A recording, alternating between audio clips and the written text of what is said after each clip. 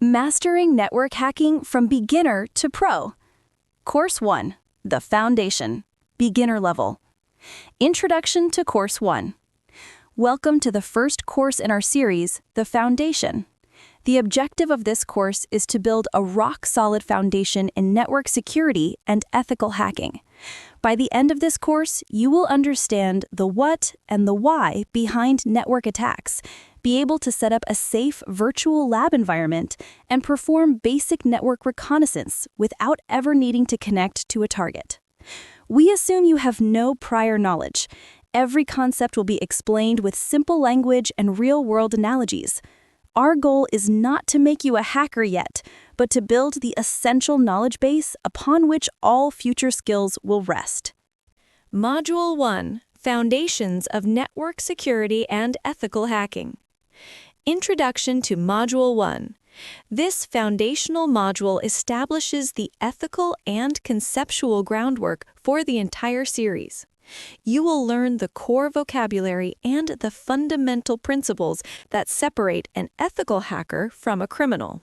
Lesson 1.1, Introduction and the Need for Security. Welcome to the start of your journey. Before we type a single command, we must understand why we are here. Imagine a locksmith. A locksmith learns how to pick locks, not to break into homes, but to help people who are locked out and, more importantly, to understand how locks can be improved to make homes safer. In this course, we are learning to become digital locksmiths. We study the attacker's methods to build stronger defenses, protecting data, privacy, and infrastructure. This lesson is our oath, a commitment to use these powerful skills for good. The digital world is divided into three main types of hackers, defined by their intent. First, the white hat hacker. This is our goal. A white hat is a security professional who is ethically and legally paid to find vulnerabilities in systems. They are the digital locksmiths, hired by companies to test their security before the criminals do. They operate with permission and report their findings to help fix the flaws. Second, the black hat hacker. This is the adversary. A black hat is a malicious actor who exploits vulnerabilities for personal gain, such as stealing data, causing damage, or demanding ransom. They operate illegally and without permission. Third, the gray hat hacker. This individual sits in the middle. They might find a vulnerability without permission, but will report it to the company, sometimes for a bug bounty or just for the challenge. Their actions can be legally ambiguous, as they did not have prior consent. Our entire course is focused on the mindset, tools, and ethics of the white hat hacker. We will learn to think like a black hat to provide the defense of a white hat. Now for your activity for this lesson. Open a simple text editor like Notepad or TextEdit and write a one-paragraph personal statement. Start with the sentence, "My goal in learning network security is to," and complete it by outlining your commitment to using this knowledge ethically and legally. This is not for submission, it is for you. It is your personal contract to uphold the principles of a white hat hacker. The resource for this lesson is an article titled The EC Council Code of Ethics for Certified Ethical Hackers. This is the industry standard we will adhere to. You can find it by searching online. To check your understanding, here is a question. What is the primary difference between a black hat and a white hat hacker? The ideal answer is the primary difference is permission and intent. A white hat hacker has explicit permission to test a system's security with the intent of helping the organization improve it. A black hat hacker acts without permission and with malicious intent, such as for personal gain or to cause harm.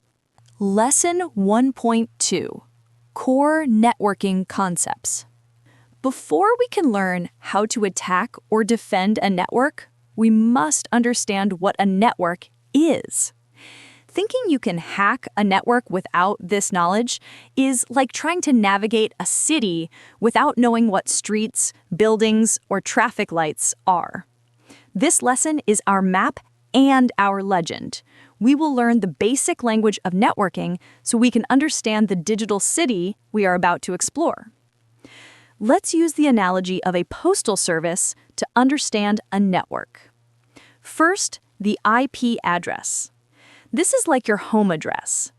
Every device on a network, like your phone or laptop, needs a unique address so that data can be sent to and from it. This is called an IP address. Second, the router. This is like the post office. The router is the central hub of your local network. Its job is to direct traffic. When you want to visit a website, your request goes to the router first, which then figures out the best way to send your request out to the internet. Third, the switch. This is like the mail sorter. A switch is a component, often built into your router, that manages traffic inside your local network. If your laptop wants to send a file to your printer, the switch ensures that data goes directly to the correct device. Fourth, the gateway. This is like the post office exit. The gateway is the router's address on the internet. It's the single door through which all traffic from your home network leaves to go to the outside world. For your activity, grab a piece of paper and a pen. Draw a simple diagram of your home network. Start with a cloud labeled Internet, draw a box for your router, and connect it to the internet. Now, draw lines from your router to other boxes representing your devices, like my laptop, my phone, and so on. Label the path a request would take from your laptop to the internet. The resource for this lesson is a video titled How the Internet Works, Network Basics. A quick search will provide several excellent visual explanations of these concepts. To check your understanding, here is a two-part quiz. Question 1. What is the main purpose of an IP address? A. To power the device. B. To provide a unique identifier for a device on a network. C. To store files. The correct answer is B. An IP address provides a unique identifier. Question 2. What is the function of a network gateway? A. To block all internet traffic. B. To connect two devices on the same network. C. To act as an exit and entry point between a local network and the internet. The correct answer is C. The gateway is the exit and entry point to the internet. Module 2. Setting up the hacking lab. This module will guide you through building a safe and isolated laboratory. You will learn to use virtualization software to create a dedicated environment where you can practice all the techniques in this course legally and without any risk to your own or others' computers. Lesson 2.1, Virtualization Software Installation. Imagine you want to learn how to dismantle a car engine. You wouldn't start with your brand new family car. You'd get a cheap old engine to practice on in your garage. A virtual lab is our practice engine. It's a completely separate, disposable computer that runs inside your actual computer, called a virtual machine. We use virtualization software to create this lab so that if we break something, it doesn't affect our real machine. The software we'll use is called VirtualBox. It's a free and powerful tool that acts as a manager for our virtual machines. The key steps are to download VirtualBox from its official website, run the installer accepting the default options, and, if necessary, enable virtualization technology in your computer's BIOS or UEFI settings. For your activity, your task is to install VirtualBox. As you go through the process, keep a simple text file open and write down each major step you take. This practice of documentation is a critical skill for a security professional. The resource for this lesson is the official VirtualBox installation guide, which can be found on their website. To check your understanding, simply confirm that the installation was successful. You will know it worked if you can open the VirtualBox Manager interface. Seeing this main window means you are ready for the next step. Lesson 2.2, Kali Linux Setup and Configuration. Now that we have our garage, which is VirtualBox, we need our toolset. Kali Linux is the industry standard operating system for ethical hacking. It's a version of Linux that comes preloaded with hundreds of security tools. In this lesson, we will install our workshop into our virtual garage. We will install Kali Linux as a virtual machine inside VirtualBox. The key steps are, first, download the VirtualBox image of Kali Linux from the official Kali website. This is a pre-made version that makes installation much easier. Second, in VirtualBox, go to File, then Import Appliance, and select the Kali Linux file you downloaded. Third, accept the default settings. The most important setting is the network adapter, which should be set to NAT. NAT, or Network Address Translation, gives your virtual machine a private, secure line to the internet through your main computer. Finally, start the new Kali Linux virtual machine. The default username and password are typically Kali and Kali. For your activity, follow the steps to import and run your Kali Linux virtual machine. Once you are logged in, open the web browser inside Kali and navigate to a website like google.com. This will confirm your network settings are correct and that your virtual lab has internet access. The resource for this lesson is the official Kali Linux virtual machine installation walkthrough, which provides a detailed guide with screenshots. Your successful completion of this lesson is confirmed by being at the Kali Linux desktop and able to browse the web from within the virtual machine. Lesson 2.3, Mastering the Kali Linux Terminal. Many of the most powerful hacking tools are run from the terminal, also known as the command line. The terminal is our chef's knife. Learning it is non-negotiable for efficiency and power. Let's learn 4 essential commands. First, ls, which stands for list. This command lists all the files and folders in your current directory. Second, cd, which stands for change directory. This command is used to move into a different folder. For example, cd documents would move you into the documents folder. Third, mkdir, which stands for make directory. This command creates a new empty folder. For example, mkdir my work creates a folder named my work. Fourth, sudo apt update. This is a very important command. Sudo means run this command with administrative privileges, and apt update tells the system to refresh its list of available software. You will use this often to keep your system and tools up to date. For your activity, let's complete a terminal challenge. Open your terminal and type the following commands, pressing Enter after each one. 1. mkdir hacking lab. 2. cd hacking lab. 3. echo my first file to notes.txt. 4. cat notes.txt. 5. ls. This sequence will create a directory, move into it, create a file with text, display the text, and then list the file in the directory.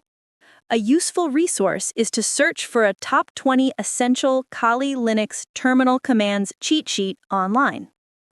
To check your understanding, here is a short quiz. Question 1. Which command is used to see the contents of your current location? A. cd, B. ls, C. mkdir. The correct answer is B. ls. Question 2.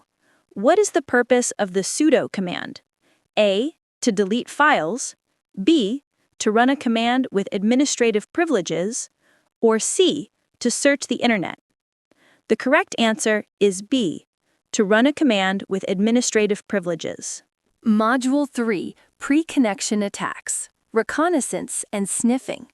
Introduction to Module 3. This module will help you master the art of information gathering. You will learn how to gather critical data about surrounding networks without connecting to them.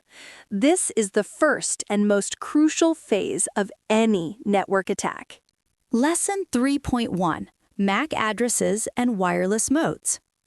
Every network device has a unique physical address burned into its hardware, called a MAC address. Think of it as the device's fingerprint.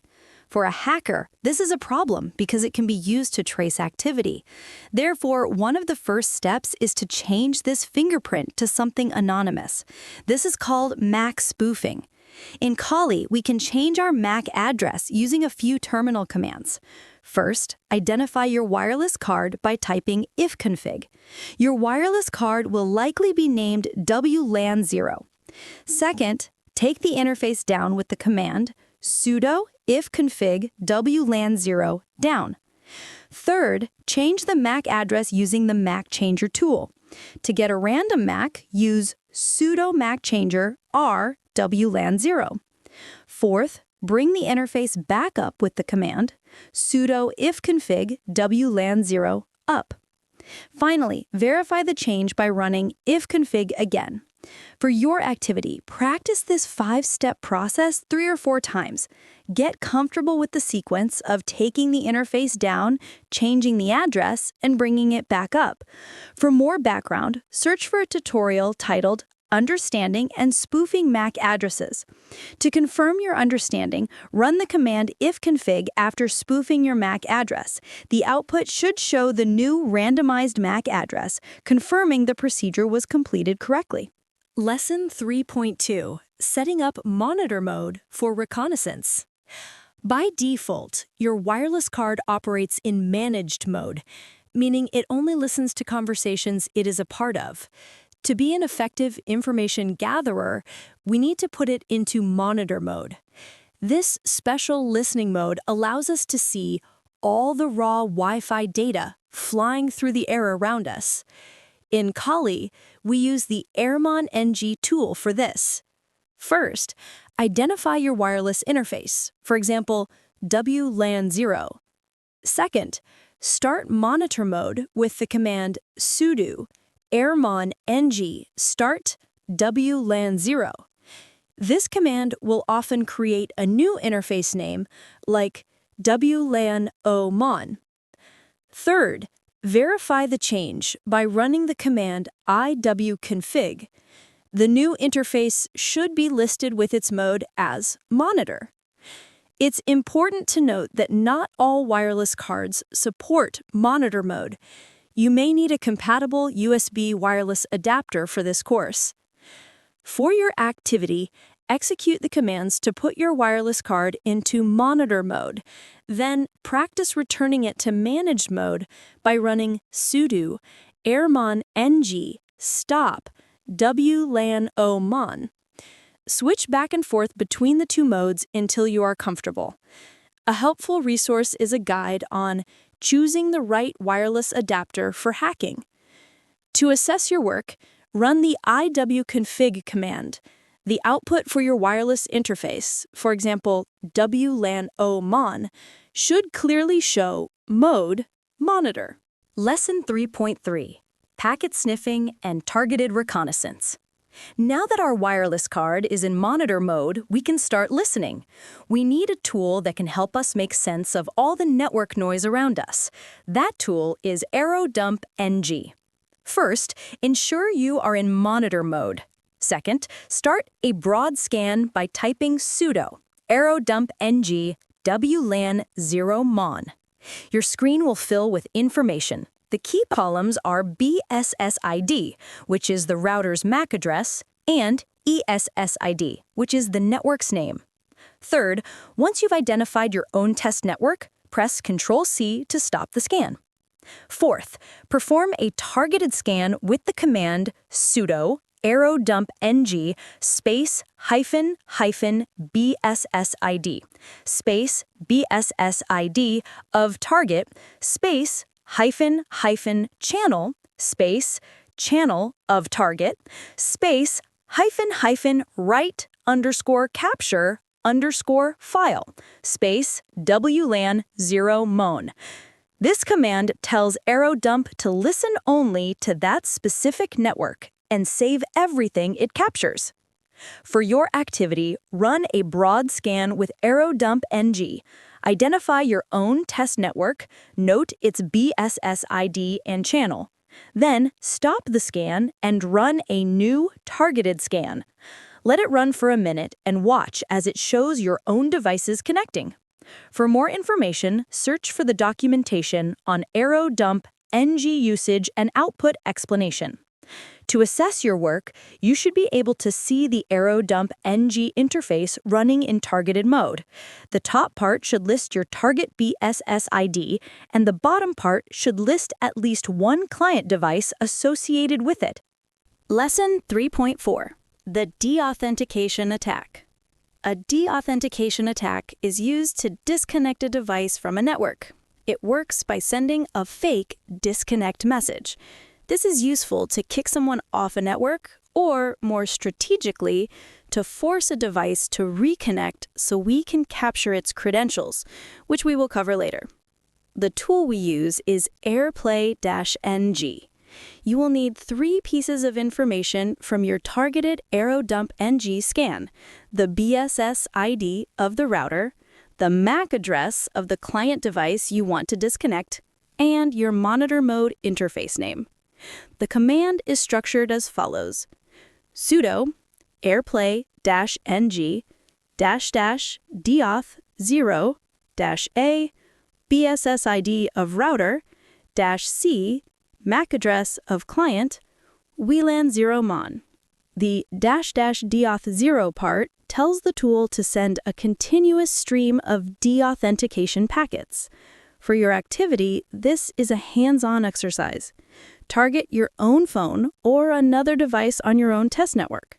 With AeroDump-ng running in one terminal, execute the deauthentication attack from a second terminal. Watch your phone's Wi-Fi connection drop. Stop the attack and watch it reconnect. A useful resource is an article explaining how deauthentication attacks work and their defense. To confirm your understanding, you will know the attack is working when you observe the target device disconnect. The confirmation in the terminal is the output from Airplay-ng, which will print a line for each deauthentication packet it sends. Course 2, The Practitioner, Intermediate Level. Introduction to Course 2. Welcome to the second course, The Practitioner. The objective here is to build practical, hands-on skills in network penetration. This course focuses on the how. You will learn to exploit legacy and modern Wi-Fi security protocols to gain access, and then leverage that access to intercept and analyze network traffic.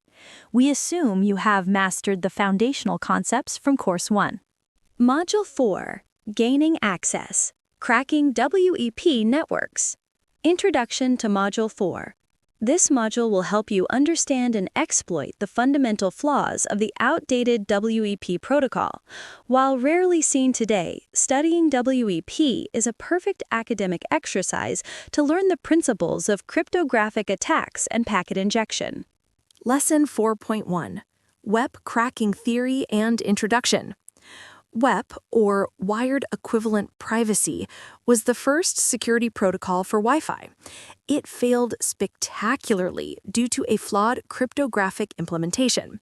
We study it today because the process of breaking it teaches the core concepts of capturing, analyzing, and injecting packets. The central flaw in WEP lies in its use of something called an initialization vector, or IV. WEP uses a short 24-bit IV that is sent in plain text with every data packet. Because this IV is so short, it is guaranteed to be reused quickly. A clever statistical attack discovered that by collecting a large number of these IVs, you can find weak ones that leak information about the secret encryption key. Our attack plan is to capture thousands of these IVs, generate more by injecting packets, and then use a tool to mathematically derive the WEP key. For your activity, write a short summary explaining the role of the initialization vector in the WEP cracking process. Focus on why the reuse of IVs is the core of the vulnerability. For deeper reading, search for the research paper titled The FMS Attack on WEP. To check your understanding, answer this question. In one sentence, why is WEP considered fundamentally insecure? The ideal answer is WEP is fundamentally insecure because its use of short, reusable initialization vectors in plain text allows an attacker to collect enough data to statistically deduce the secret encryption key. Lesson 4.2: Fake Authentication and Packet Injection. Our attack plan requires us to inject packets, but most networks will ignore packets from a device that isn't connected. So our first step is to trick the network into thinking we are a legitimate client. This is called fake authentication. Once the network associates with us, we will use an ARP request reply attack to generate a flood of new IVs for us to capture. This is a two-step process using Aircrack-ng in two separate terminals. In the first terminal, you will run aerodump-ng in targeted mode to capture all the packets we generate. The command is sudo aerodump-ng --bssid --channel --write webcrack wlan 0 mon. In the second terminal, you will first perform fake authentication with the command sudo airplay-ng --fakeoff 6000 -a bssid -h your spoofed Mac wlan 0 mon. Once associated, you will begin packet injection with the command sudo airplay-ng -arp replay -b bssid -h your spoofed Mac wlan 0 mon.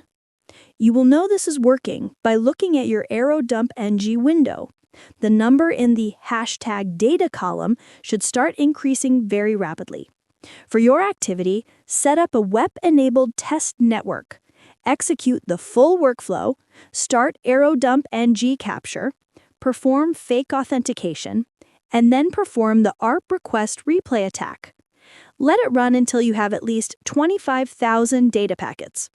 For a visual guide, search for a tutorial on generating IVs with ARP request replay attack. To assess your work, look for two visual indicators. In the Airplay-ng terminal, you will see a message, Association Successful. In the Aerodump-ng terminal, the #data column for the target network will begin to increase at a very high rate. Lesson 4.3: Fragmentation and Key Recovery. The ARP replay attack requires waiting for a legitimate client to send a packet. A more advanced technique, the fragmentation attack, works even on an empty network. It generates the IVs we need on demand. Once we have enough IVs from either attack, we can finally crack the key. The fragmentation attack is a more complex multi-step process using Airplay-ng and PacketForge-ng to generate an injectable packet. However, the final step of cracking the key is the same for both methods. You will use the tool Aircrack-ng. Once you have enough data packets captured in your .cap file, you stop the attacks and run the command Aircrack-ng your capture file .cap. The program will analyze the IVs in the file. If it has enough data, it will test keys until it finds the correct one and displays it on the screen with the message, Key Found. For your activity, use the capture file you generated and crack the key. Then, use the recovered web key to connect to your test network from another device to prove it's correct. For more details, refer to the Aircrack-ng web cracking guide in their official documentation. To check your understanding, what is the final command you use to find the web key, and what file does it operate on? The ideal answer is, the final command is Aircrack-ng, and it operates on the .cap capture file generated by aerodump-ng. Module 5: Gaining Access, Cracking WPA and WPA2 Networks.